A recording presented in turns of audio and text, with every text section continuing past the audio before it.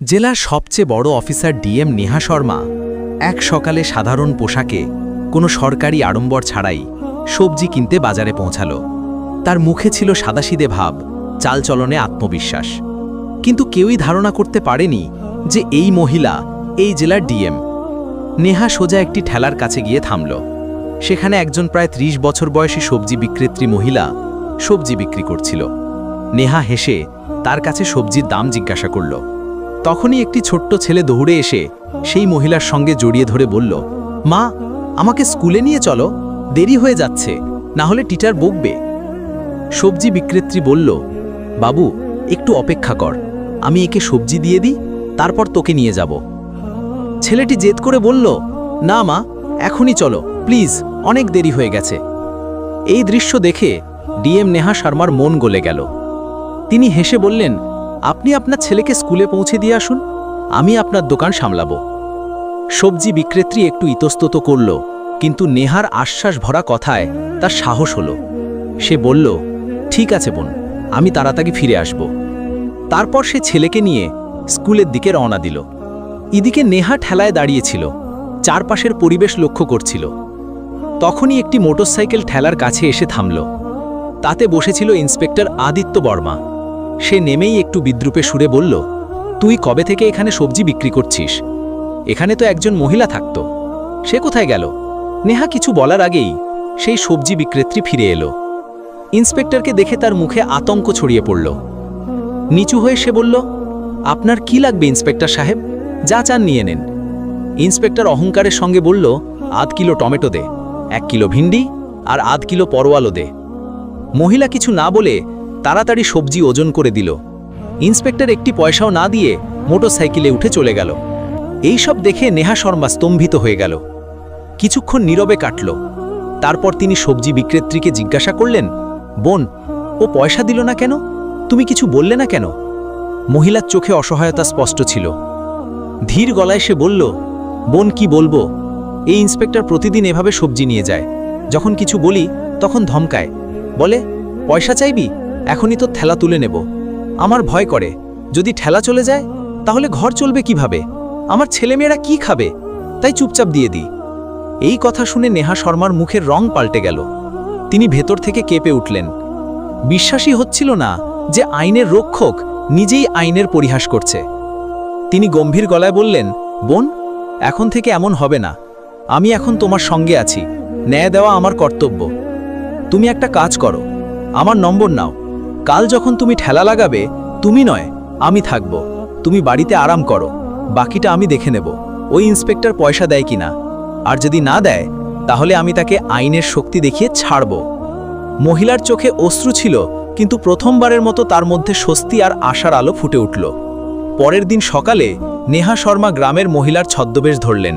কোনো মেকআপ নেই, কোনো পরিচয় নেই, সাধারণ শাড়ি পরে মাথায় আঁচল রেখে তিনি ঠেলায় এসে দাঁড়ালেন। ঠেলায় প্রচুর সবজি সাজানো হয়েছিল, সবকিছু প্রস্তুত ছিল। কিছুক্ষণের মধ্যেই সেই ইন্সপেক্টর আদিত্য বর্মা তার মোটরসাইকেল নিয়ে সেখানে পৌঁছালো। ইন্সপেক্টর আদিত্য বর্মা মোটরসাইকেল ঠেলার কাছে রেখে তাকিয়ে বলল, কি ব্যাপার, আজ আবার তুই এখানে? তুই ওর কি হস? কালও তুই ছিলি, আজও তুই।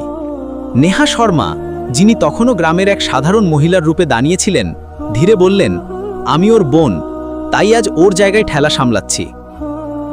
ইন্সপেক্টর ঘৃণ্য হাসি দিয়ে বলল, তাহলে তুই তোর বোনের চেয়েও সুন্দরী, আজ খুব সুন্দর লাগছে।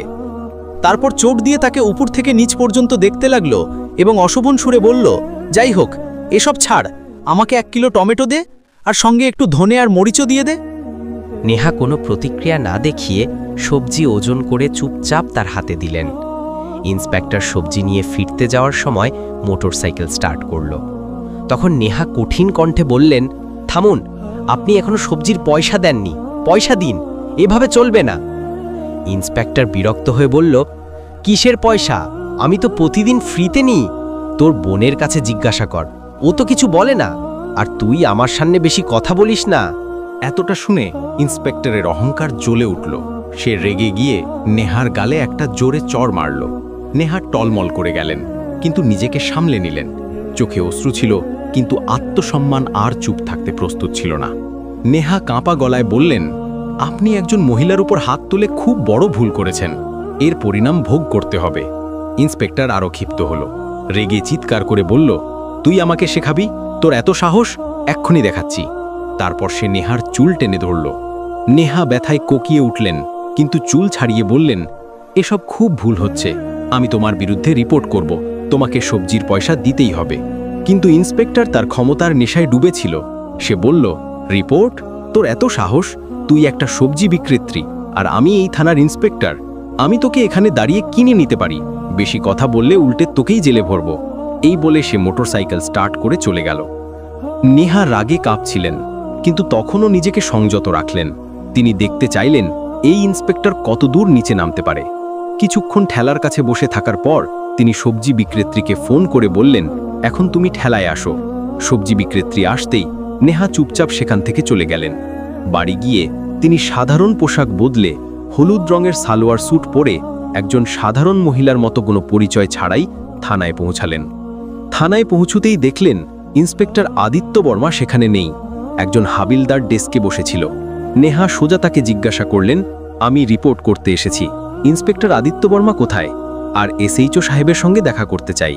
হাবিলদার জবাব দিল, ইন্সপেক্টর সাহেব কিছু কাজে বাড়ি যাচ্ছেন, আর এসএইচও সাহেব ফিল্ড ভিজিটে বাইরে গেছেন। আপনি চাইলে কিছুক্ষণ বসুন। নেহার চোখে তখন ন্যায়ের আগুন জ্বলছিল, আর সেই আগুন থামার জন্য প্রস্তুত ছিল না। থানায় কিছুক্ষণ কাটতেই হঠাৎ দরজা খুলে এসএইচও রতিক রানা ভেতরে ঢুকল। ভারী পায়ে ভেতরে আসতেই তার দৃষ্টি পড়ল হলুদ সালোয়ার স্যুট পরা সেই সাধারণ দেখতে মেয়েটির ওপর, যিনি ছিলেন আর কেউ নন, ডিএম নেহা শর্মা। রতিক রানা কঠোর গলায় জিজ্ঞাসা করল, তুমি কে, আর এখানে কেন এসেছো? নেহা শান্ত গলায় বললেন, আমি রিপোর্ট করতে এসেছি। এটা শুনে রতিক রানা ব্যঙ্গ করে হেসে বলল, রিপোর্ট করতে হলে আগে কিছু খরচাপানি নিয়ে আসতে হয়। এখানে রিপোর্ট লেখাতে 10 থেকে 20,000 লাগে। নিয়ে এসেছো তো বের করো, তাড়াতাড়ি গিয়ে দিচ্ছি। এটা শুনে নেহা শর্মার মুখ কঠিন হয়ে গেল। তিনি গম্ভীর গলায় বললেন, কিসের পয়সা? রিপোর্ট করতে কোনো ফি লাগে না। আপনি ঘুষ চাইছেন কেন? রতিক রানা হেসে বলল, কে বলল মুফতি রিপোর্ট হয়? যে আসে সে নিজের ইচ্ছায় পয়সা দেয়, না দিলে তার রিপোর্ট লেখা হয় না। এখন তোমার ইচ্ছা। নেহা গভীর শ্বাস নিয়ে বললেন, ঠিক আছে, নিন 10 টাকা, এখন রিপোর্ট লিখুন। পয়সা নিয়েই রতিক রানা জিজ্ঞাসা করল, বলো কার বিরুদ্ধে রিপোর্ট? নেহা গম্ভীর হয়ে বললেন, ইন্সপেক্টর আদিত্য বর্মার বিরুদ্ধে। তিনি একজন সবজি বিক্রেত্রী মহিলার সঙ্গে অসভ্যতা করেছেন। প্রতিদিন তার ঠেলা থেকে বিনা পয়সায় সবজি নেন, আর যখন আমি প্রতিবাদ করলাম তখন আমার উপর হাত তুললেন। আমি এর উপর কঠোর আইনি পদক্ষেপ চাই। রতিক রানার মুখ বিবর্ণ হয়ে গেল। তার মুখে স্পষ্ট আতঙ্ক ফুটে উঠল। হতবম্ব হয়ে সে বলল, তিনি তো আমাদের থানার সিনিয়র ইন্সপেক্টর, আর তাছাড়া যদি কেউ ফ্রিতে জিনিস দেয় তাতে দোষ কি? আমরা পুলিশ, একটু আটটু চলে। নেহা এখন সব বুঝে গিয়েছিলেন। এই সিস্টেম ভেতর থেকে পচে গেছে। এরা শুধু ইউনিফর্ম নয়, গরিবদের অসহায়তার ব্যবসা করছিল। তিনি কিছু না বলে চুপচাপ থানা থেকে বেরিয়ে গেলেন, কিন্তু তার চোখে তখন একটা আগুন জ্বলছিল। পরের দিন সকালে ডিএম নেহা শর্মা ইউনিফর্ম পরে গাড়ি নিয়ে সোজা সেই থানায় পৌঁছালেন। সঙ্গে ছিল তার সরকারি গার্ডরা। থানার গেটে তাকে ইউনিফর্মে দেখে সবাই হতবাক হয়ে গেল। ভেতরে ঢুকতেই ইন্সপেক্টর আদিত্য বর্মা আর এসএইচও রতিক রানা দুজনেই উপস্থিত ছিল।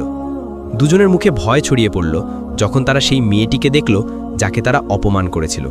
কিন্তু আজ তিনি সাধারণ মহিলা নন, জেলার ডিএম ছিলেন। দুজনেই একসঙ্গে বলে উঠল, আপনি কে, আর এই ইউনিফর্ম কেন পরেছেন? নেহার চোখ তখন একজন অফিসারের মর্যাদায় জ্বলছিল। তিনি গম্ভীর গলায় বললেন, ইউনিফর্ম দেখা যাচ্ছে না?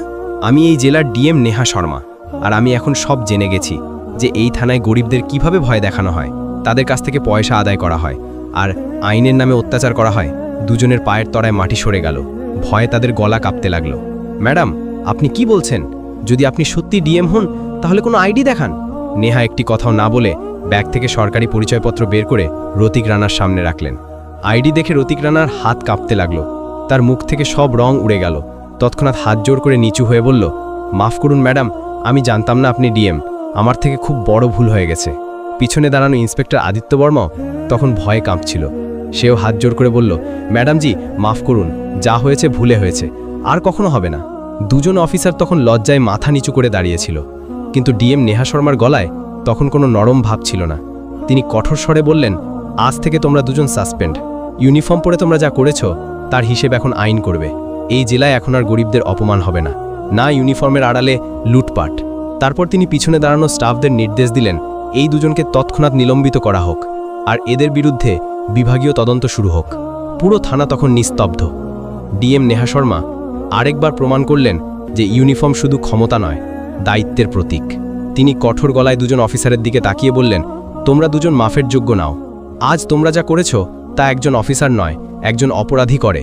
যদি আমি তোমাদের মাফ করে দিই, তাহলে তোমরা আবার সেই একই কাজ করবে, আবার কোনো গরিবকে পিষে ফেলবে, আবার কোনো নিরীহের কণ্ঠ চেপে ধরবে। এই বলে তিনি এগিয়ে যেতে লাগলেন। কিন্তু তখনই ইন্সপেক্টর আদিত্য বর্মা আর এসএইচও রতিক রানা দুজনেই তার পায়ে পড়ে গেল। তাদের চোখে অনুতাপ আর মুখে লজ্জা স্পষ্ট ফুটে উঠছিল। ম্যাডাম, আপনি একদম ঠিক বলছেন, আমরা সত্যি মাফের যোগ্য নই, রতিক রানা বলল। কিন্তু একটা শেষ সুযোগ দিন, আমরা সত্যি বদলে যাব। আজ থেকে কোনো গরিবকে কষ্ট দেব না, কারো কাছ থেকে অযথা পয়সা নেব না, আর প্রত্যেক ফরিয়াদির সম্মান করব। আদিত্য বর্মাও মাথা নিচু করে বলল, আমাদের মাফ করুন ম্যাডাম, প্রতিজ্ঞা করছি আর এমন ভুল হবে না। আর যদি হয় তাহলে আপনি আমাদের সাসপেন্ড নয়, সোজা জেলে পাঠিয়ে দিন। নেহা শর্মা কিছুক্ষণ চুপ করে রইলেন। তার চোখ দুজনের ভিজে চোখ আর ভীত মুখের উপর স্থির হলো।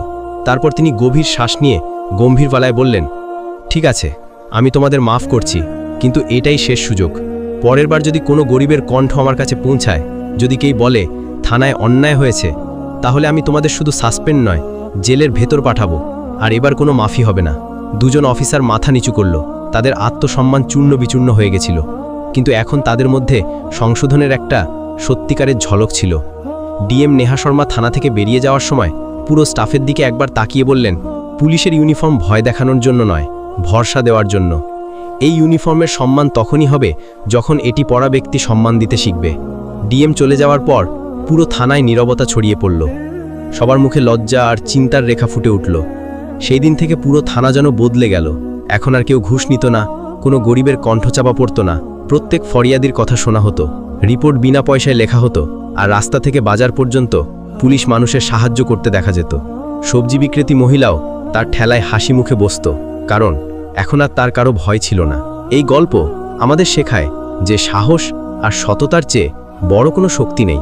যদি কোনো পদে বসা ব্যক্তি অন্যায় করে, তাহলে তার ইউনিফর্ম নয়, তার কর্মই কথা বলে। আর যখন সত্য কথা বলার মানুষ উঠে দাঁড়ায়, তখন পুরো সিস্টেম বদলে যেতে পারে। যদি এই ভিডিওটি আপনার পছন্দ হয়ে থাকে, তাহলে একটা লাইক করুন এবং শেয়ার করুন। আর এমন গল্পের জন্য আমাদের চ্যানেলটি সাবস্ক্রাইব করতে ভুলবেন না। ধন্যবাদ সবাইকে।